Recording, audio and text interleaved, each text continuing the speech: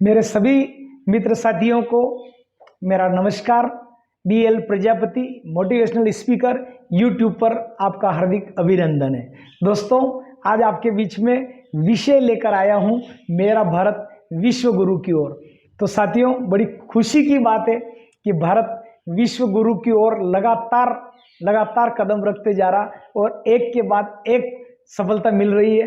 दोस्तों, 23 तारीख को शाम को 6:04 पर जैसे ही हमारे जो विक्रम नाम दिया वैज्ञानिकों ने चंद्रयान 3 ने सफल लैंडिंग करी, चंद्रमा के दक्षिण ध्रुव में उतारा गया, तो देश में दिवाली मन गई। दोस्तों, चारों तरफ फटाके, फूलझड़ियाँ, ढोल, नगाड़े, नृत्य और हमारे सारे वैज्ञानिक बहुत जश्न छाया गया सबके अंदर। दोस्तों, सभी वैज्ञानिक बधाई के पात्र है। पूरी इसरो की टीम को बहुत बहुत मेरी ओर से बधाई और शुभकामनाएं।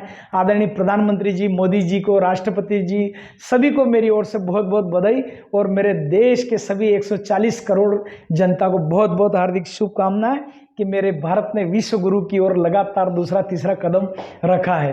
तो दोस्तों, इसकी घोषणा हमारे ब्रह्म ज्ञानी संत श्री आशाराम जी बापू जी ने 25 साल की अगर पुरानी अपन कैसेटें देखें, जो टेप रिकॉर्ड के अंदर हम लोग पहले यूज़ करते थे, तो वो उन सारी कैसेटों में बापू जी ने कई बार बोला है कि भारत विश्व गुरु बनेगा और देश और दुनिया में अपनी छवि इसकी जगह जगह अपना नाम रोशन करेगा। दोस्तों, सत्य बात हुई उस संत की अमृतवाणी।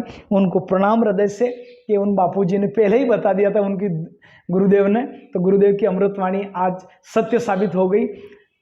हमारा जो 23 तारीख को 6:04 शाम के समय में जैसे विक्रम चंद्रयान 3 की लैंडिंग सॉफ्ट हुई और वो भी इतना अच्छे तरीके से चंद्रयान की लैंडिंग होना बहुत अच्छी बात है। सारी दुनिया की टिकटिकी लगाए हमारे भारत की ओर देख रहे थे और हमारे वैज्ञानिकों का सीना गर्व से चौड़ा हो गया। दोस्तों, धन्य है उनकी माता पिता जिन्होंने जो एक सराहनीय कार्य के लिए, आज उनकी माता पिता को भी मैं वंदन करता हूँ। मेरे गुरुदेव कहते हैं धन्य माता पिता, तो उनके माता पिता को भी हमारी ओर से धन्यवाद वैज्ञानिकों का, जिन्होंने इतना बड़ा सपना देखा और आज हमारा देश का डंक अब चारों तरफ से पूरे विश्व में बजा। तो दोस्तों, सभी को पुनः एक बार और बधाई। आदरणीय, देखिए, संतों ने जब बोला है तब तक उनकी वाणी सत्य साबित हुई। दोस्तों, और ये बापू आसाराम जी ने काफ़ी लंबे समय से कह रहे थे और आज आप देखिए एक के बाद एक राम मंदिर जैसी समस्या हल हो गई, कश्मीर की धारा 370 इतनी खतरनाक समस्या थी वो हल हो गई और आने वाले समय में एक से बढ़ के एक कार्य इस भारत माता की इस धरती पे होगा। दोस्तों, और संतों ने जो बोला है वो लगभग उनकी बात पूरी तरह से 1000% सही होती जा रही है। ऐसे वंदन संत श्री आशाराम बापू जी को हृदय से हमारा प्रणाम। अब्दुल कलाम जी, मिसाइल मैन का भी एक सपना था और उन्होंने भी दोस्तों बड़े बड़े वैज्ञानिकता क्षेत्र में कदम रखा है और उनको मिसाइल मैन के नाम से जाने जाते थे। लेकिन आप देखोगे कि आज अब्दुल कलाम जी जो सफल थे वो भी एक संत के कारण थे।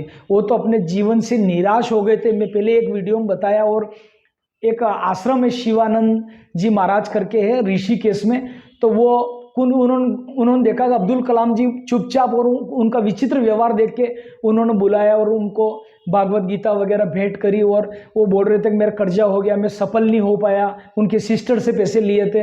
तो फिर संत ने, शिवानंद जी महाराज जी ने पूरी कहानी सुनी, उनको भागवत गीता दी, कुछ पैसे दिए और वहाँ से फिर अब्दुल कलाम जी रीअपडेट हुए। तो दोस्तों, संत महात्माओं ने जब इस धरती पर जिस पे दृष्टि डाली है वो सफल हो गया और वही मिसाइल मैन अब्दुल कलाम जी ने देश और दुनिया देखती है कि कितना उन्होंने वैज्ञानिक क्षेत्र में सफल काम किया।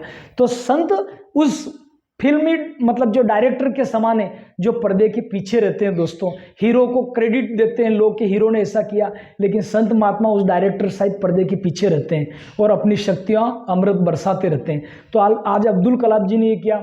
स्वामी विवेकानंद जी ने 35-36 साल की उम्र में, पहले तो सामान्य ही थे, लेकिन जैसे उनको स्वामी विवेकानंद जी का नाम बचपन का नरेंद्र था और उन्होंने दीक्षा जब रामकृष्ण परमहंस जी से ली, तो स्वामी विवेकानंद आप देखिए कि कितना महान बने कि वो आज वो अमेरिका वगैरह गए।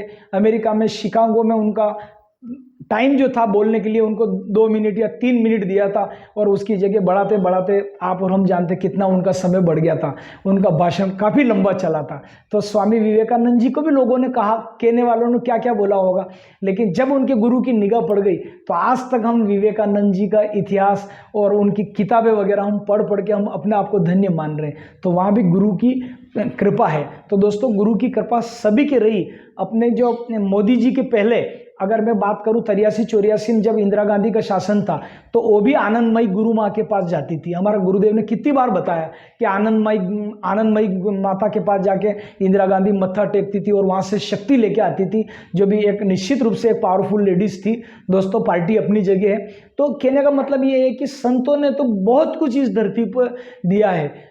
आज हम उनको पहचान नहीं पा रहे हैं कि वो क्या है। दोस्तों, संत महात्मा को हम पहचान नहीं पा रहे हैं। और आज मैं तो यही निवेदन करना चाहूँगा कि दोस्तों, धरती, संत, जो हमारी प्रकृति, नदियाँ, पहाड़, इन्होंने सबको कुछ दिया ही दिया है, हमेशा कुछ दिया है। तो निश्चित रूप से दोस्तों, इनके प्रति हमारा जो है रवैया थोड़ा सुधार होना चाहिए, और संतों के प्रति हमारी करुणामय दृष्टि रहेगा तो मेरा देश और विश्व गति से मतलब आगे बढ़ेगा, और भारत तो विश्व गुरु बन ही रहा है। संतों ने दोस्तों ये बताया है। तो आज के लिए दोस्तों मैंने जो बताया आपको, इसमें गुरु जी का योगदान रहा है, और गुरु हमेशा मतलब जो है उत्साहित करते हैं शिष्यों को। एक बार और बताऊं मैं कि शिवाजी का भी आप देख लें, हम उदाहरण लें तो शिवाजी के पास भी छोटी सी सेना थी, लेकिन इतिहास गवाह है कि मुगलों के उन्होंने छक्के छुड़ा दिए, घुमा घुमा के पलटा के मार के भगा दिया। लेकिन उनको शिवाजी को समर्थ गुरु रामदास से सारस्वत मंत्र मिला हुआ था।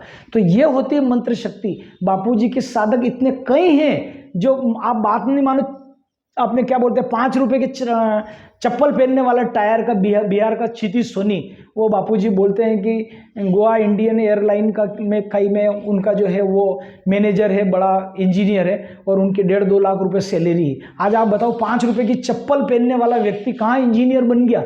वो बापूजी को देखने के लिए आया था, आसाराम जी बापू कौन है यार, देखूँ तो सही जाके। तो जब दृष्टि पड़ती गुरु की, एक मेहता करके है जिसको आपके जो ऑक्सफोर्ड की जो डिक्शनरी है उसका मतलब जो है लगभग 84,000 शब्द उनको याद है। ऐसे बापूजी के चेले बहुत बड़ी बड़ी पोस्टों पे है दोस्तों, और आप मान के चलो अपना परिचय नहीं देते हैं, सादा जीवन, उच्च विचार है, कई कंपनियों में CEO बैठ के बैठे हैं, क्योंकि गुरुदेव के ऐसे संस्कार है कि साइलेंट रहते हैं। दूसरा कोई असाधक या इस टाइप की बड़ी पोस्टों पर रहता तो हो सकता है थोड़ा बहुत उनके अंदर आ जाए, लेकिन बापू के साधक बहुत विनम्रचारी रहते हैं दोस्तों। और बीरबल भी जो है इतने चतुर बने थे कि हमारे गुरुदेव ने कई बार बताया कि अकबर ने अपना सलाहकार इसलिए रखा बीरबल को कि मतलब जो है सारस्वत मंत्र लिए हुए थे, और हमेशा अकबर को राय देते थे, वो अच्छी राय देते थे।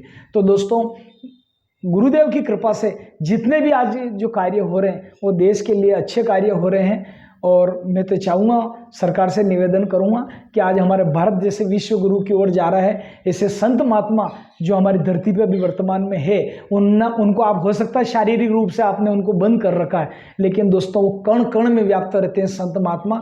वो अपनी दिव्य दृष्टि, अपनी छोटी दृष्टि से अपन कल्पना कर सकते हैं, लेकिन आज गुरु कहाँ नहीं है। गुरु हर जगह रहता है। गुरु शरीर छोड़ने के बाद भी गुरु रहता है, और कहीं के सपने में आते काम होता है। तो हमारी सूक्ष्म दृष्टि से हो सकता है हमने उनको बंद कर दिए, लेकिन उनका विशाल हृदय है, उनको हमें उनके प्रति सही रवैया अपनाते हुए गुरुदेव को बाहर करना चाहिए। आज भारत के लिए उन्होंने बहुत काम किया है, हिंदू धर्म के लिए उन्होंने विशेषकर से इतने कार्य किए हैं कि एक बड़े पैमाने पर मिशनरियाँ धर्म परिवर्तन कर रही थी, वो बापू ने खूब रोकने का प्रयास किया दोस्तों, और उसी की सजा गुरुदेव भुगत रहे हैं। आज आप सोचिए कि क्या अभी एक मैंने देखा बेन हमारे साधक बापूजी के, वो बता रहे थे कि अभी सबसे बड़ी मतलब जो है चर्च जालंधर के अंदर बन रही, मैंने वीडियो के अंदर ही देखा था, और वहाँ पर मतलब जो गुरु ग्रंथ साहब का मतलब वो स्थान है, लोगों सरदार लोगों के बारे में ऐसा सुनने में आ रहा कि वो बहुत सारे लोगों ने धर्म परिवर्तन कर दिया। आप सोचो कि जो पगड़ी बांधते, कटार रखते हैं हमेशा, और उनका कैसा ब्रेन वॉश किया होगा वो हमारी रेखा बहन कह रही थी। कई सरदार लोग धर्म परिवर्तन करने लग गए। तो दोस्तों ये खतरनाक है देश के हित में, और हिंदू धर्म के साधु संत जितने भी उनको सुरक्षा प्रदान करे गवर्नमेंट। और ये इस वीडियो के माध्यम से फिर कह रहा हूँ कि उनका ध्यान इस तरह करे।